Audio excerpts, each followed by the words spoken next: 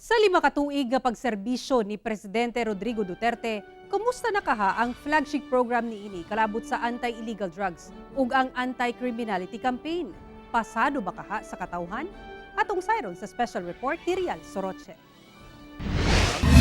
Daw ana kita karon sa last 2 minutes sa pagdumala ni Presidente Rodrigo Duterte kay sunod tuig, end of the game na. Sa 5 ka tuig, kumusta na kaya ang programa niini sa illegal nga droga, ingon man anti-criminality campaign? Wala naman po binago sa aming programa. Kumuha po ang programa sa aming roadmap na pinag-upo po sa 25 Cleanliness Policy na alam na po ng ating kapulisan yan.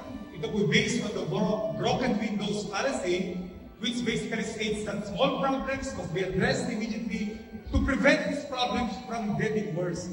Sa Region 11, gipasigarbo nila nga malampuson ang kampanya kontra illegal nga droga. January 1 hangtod July 18, 8,559 na kaoperasyon ang gilusad. 10,933 ang nadakpan ug mukabat sa sobra 180 million pesos na ang nakumpiska nga shabu. Kung sa crime rate, 50% ang crime solution efficiency, 83.50% ang clearance efficiency ug 16.50% lang ang unsolved cases.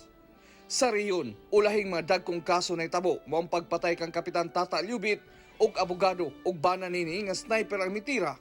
Sa kaso ni Kapitan Lyubit, unom na ang nakasuhan, samtang sa abogado ug bana nini nagpalayon pa ang investigasyon. Nakapasaka na ang San Pedro Police Station og murder case dito sa piskalya against atong unom kasuspitsado sa pagpatay ni kanhing Kapitan Lyubit. Naanatay SITG nga mo'y mututok sa pag-imbestiga sa pagpatay kay Attorney Sapi ug ang iyahang bana. Ang katawhan, unsasab ang ilang masulti niini. Para sa ako, bagsak jud siya. Kaya ang ilang anti-drug campaign, ang ilang gina-target lang ang mga small drug pushers and users ug mga walay kaya.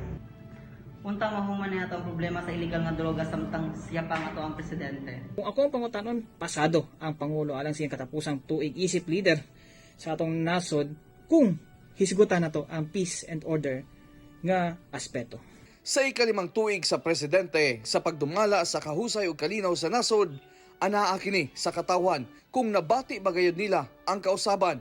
Pero usa lang ang importante, sa mga programa sa gobyerno, sama niining kontra illegal nga droga ug anti-criminality.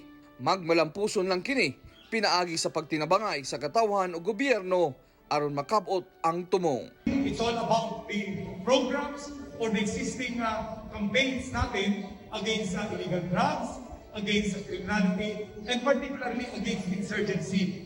Ito pong sinusulong ng ating Pangulong Duterte. Ako, si Rial Soroche para sa One Mindanao.